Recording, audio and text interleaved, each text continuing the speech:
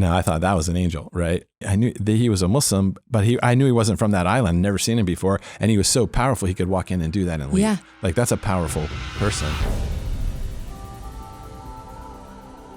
So you've talked about how God just leveling up and how just different things were practiced for where God took you and living overseas. So tell us about that. What happened? What did God call you to when you got overseas? Where did he take you? Yeah. So I love that because like everything and the reality that we're in is processes, because God is a God of process. He creates things and they grow and they mature and they die. And then there's resurrection and all of this. And so when you're looking at your life as a process, and Jesus is always saying, come with me, follow me, and I will make you to become. Follow me, and I will make you to become. Faithful is he who calls you, who also will do it. It's like, why wouldn't you go? He's the author and the perfecter of my faith. Like, why would I think it's all on me? If I think it's all on me, I'm not going. But if he's the one saying, follow me, and I will make you to become that, why wouldn't you go see? And so how that comes is, job promotions or opportunities or however that comes to you. And so when my job description from the State Department, their offer to me was, we want you to infiltrate militant organizations and pacify them. That was my job description. Untire of nuts. Untire of nuts. Exactly right. That's exactly right. And so it was like me sitting in a missions, talking to that State Department guy was like me sitting in a missions conference in a church for another kind of person. God called me forward in a movie theater in a dark place that wasn't the right place.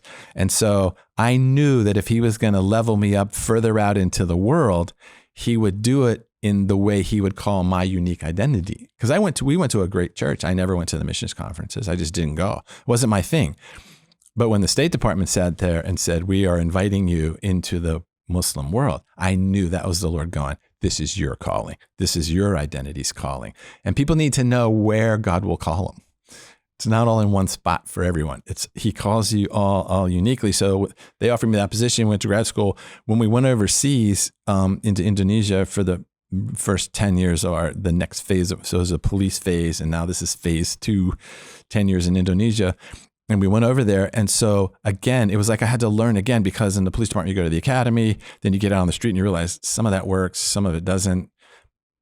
When you walk up to a house and a Catholic priest runs out of the house going, good luck, past you when you're in uniform, and jumps in his car and drives away, they don't train you what to do in that situation in a police academy. And I was training a rookie and he's like, what do we do now? And I'm trust me, whatever is going to happen in that house when you see a priest running out saying good luck, you didn't learn in the police academy, but we will know what to do. Mm-hmm. And so you have those experiences. Then you go over to Indonesia, it's like that plus 5. And so we get over there with our training and realize pretty quickly that our training in that world wasn't effective either. So then we had to go back to God, what do you want us to know? And the way we realized that was I got arrested pretty quick over there. You have a habit, it seems, of I'm a hard learner. Unorthodox behavior leading to some issues. So I was teaching graduate students thesis writing, and I made a comment about the Quran. There were agitators in my class every day from an Islamic group, and so they were always interrupting me and challenging me in class every day, day after day after day. And one day I just got lazy, and I just said an offhand answer, and that's all they wanted was to. I violated the Islamic code when I said what I said, which I did. I'm not denying it. They didn't trap me. I just got lazy and wasn't careful what I said. And so I got charged with insulting the Quran, which is 10 years in prison. And so I got arrested for that and had to go to trial for it on this little dinky island, 10,000 miles away from, with no internet, nothing. And when I notified the embassy guys, hey, I'm just got arrested, I'm going on trial, it's 10 years in prison, and I'm not allowed to testify because I'm not a Muslim, and nobody here is going to help me. And the U.S. was like, good luck. You don't have any, there's no value there to us to get involved. So you're just by yourself. And again, so we learned how to live with zero money, but could you live with no help? With no advocate? You're by yourself. 3 million Muslims that don't like you, and you've broken their law, and now you're going to an Islamic court. Is God powerful there, even in that scenario? And, honestly, most of us think God's really strong powerful in certain places, but there's parts of the world he's just not strong, and we can't go there because he can't go there. Same as the movie theater. There's the movie theater all over again for me.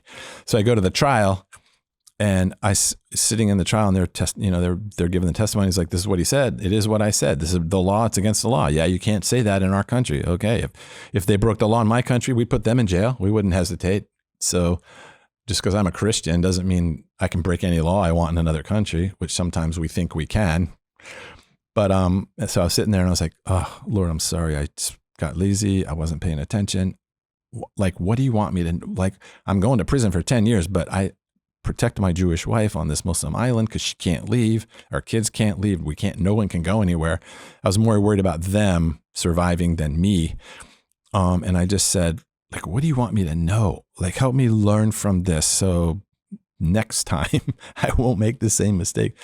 And they heard the testimony, and they're like, yeah, does anyone want to say anything in his behalf? And I was just waiting for no one to say anything. But this guy comes in who I didn't know. He's a Muslim, because you had to be a Muslim to talk. And so he comes in and he says, I have something to say.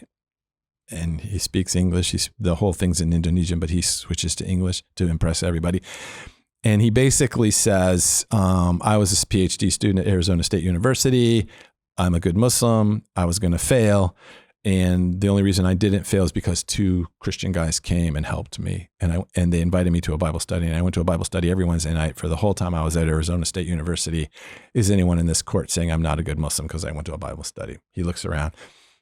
Everyone's like, no, you're a great Muslim.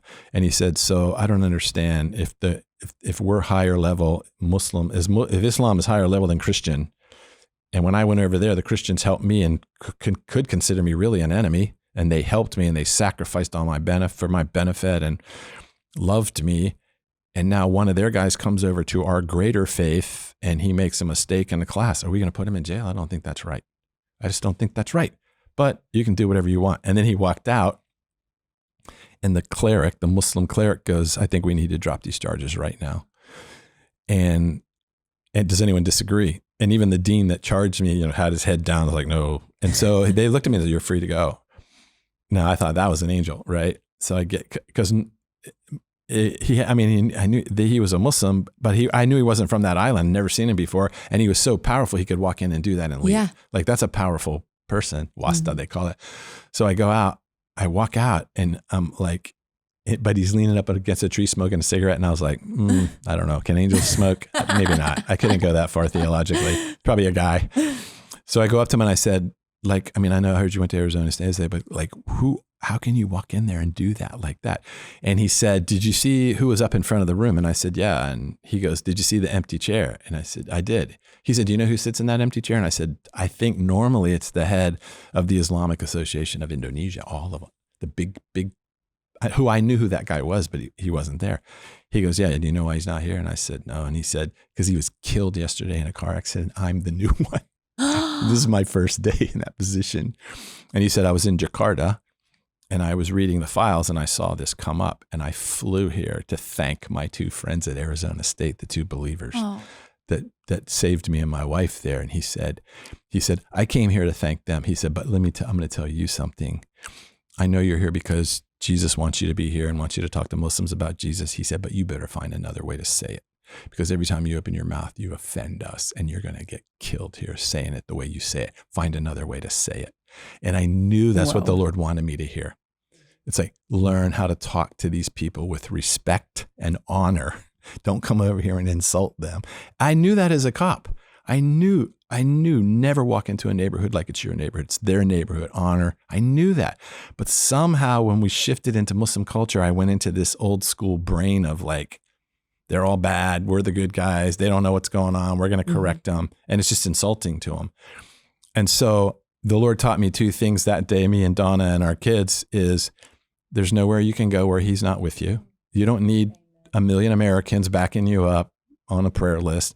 They can pray for you, but you don't need them on an internet list to rescue you. When no one needs to know where you are. He's always with you.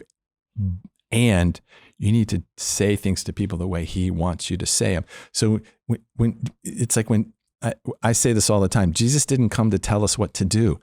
He came to show us how to know what to do. he's not saying to the disciples, when you talk to a person, say these three things when you say, he's saying, ask me how I knew to talk to that woman you didn't even see. How did I see her? Because I only do what I see the Father doing. Ask me how I knew what to say to her. I only say what I hear the Father saying. So don't get good at memorizing what other people tell you to say. Get good at hearing what the Father says and say that.